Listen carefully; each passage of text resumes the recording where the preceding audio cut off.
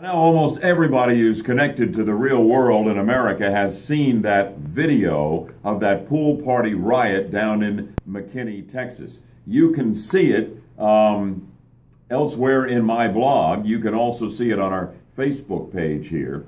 It tells part of the story, but not nearly all of the story.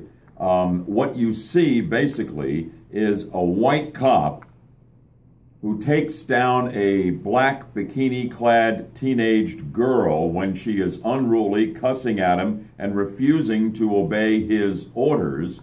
And then when two black kids with fists clenched come at the cop, he takes out his gun.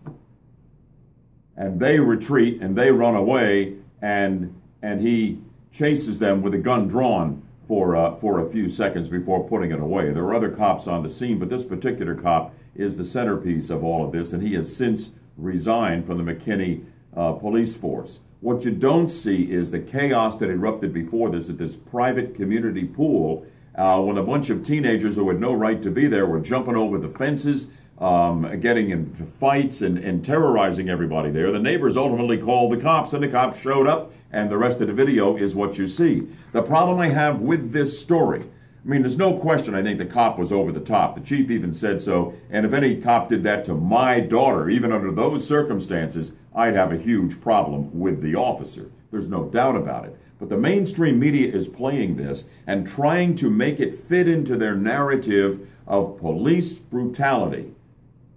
White cops, racist white cops who hate blacks and are brutal toward them. But this narrative doesn't fit that very well when you really look at it. For one thing, McKinney, Texas is not Ferguson, Missouri, and it's not inner city Baltimore, Maryland. McKinney, Texas is only 10% black. It's upscale, a suburb that is just outside Dallas, voted recently in one poll as the very best place to live in the entire country. Average family income, $96,000. A lot of complex issues here. We do have one cop out of control, but I don't even know whether race is a legitimate claim in this story. We'll watch for it closely. In the meantime, keep the whole thing in perspective beyond the video, which you can see right here on my blog and on our Facebook page as well. It was a hot topic on the show, so hot we brought it back twice in our 3 hours with you on the 50,000-watt front porch.